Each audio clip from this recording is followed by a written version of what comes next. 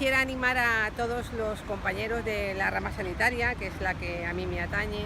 a que si en algún momento tienen que pensar, les ofrecen la opción de presentar la propuesta de la candidatura de Valencia para celebrar un congreso de su especialidad, les animo a que lo hagan, puesto que mi experiencia ha sido realmente muy satisfactoria. Tenía una gran preocupación por saber cómo iba a celebrarse el congreso, el espacio, cómo iba a resultar el congreso. Hubieron 4 talleres, 250 comunicaciones entre comunicaciones orales y póster, 22 ponencias invitadas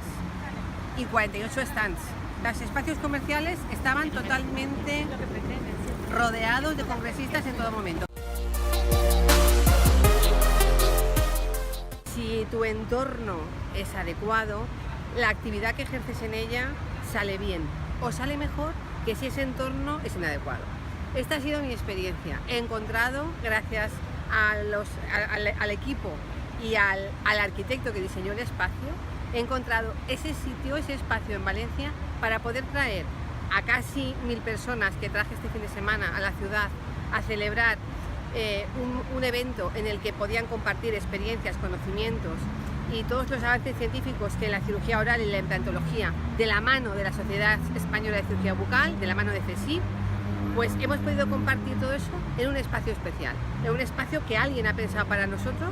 que hemos podido disfrutar y que ha sido todo un éxito. El auditorio con las audiovisuales me felicitaron en varias ocasiones de qué nivel de audiovisuales teníamos. Eso es muy agradable, que se vea bien, que se escuche bien, todas esas cosas son fundamentales para que después el congreso se desarrolle bien, que no haya ninguna alteraciones en que no se ve el ordenador, no se percibe cualquier sonido, que haya una cafetería donde alguien, si necesita cualquier cosa en el momento adecuado, funcione y esté disponible para el congresista. Entonces, claro, cuando luego llegas y tienes el hotel enfrente, que no tienes que cruzar una carretera, pues, y tienes restauración cerca si algo necesitas. Es que necesitas todas esas cosas, que lo que ocurrió en el congreso fue que no se movieron de la zona en los 3 días,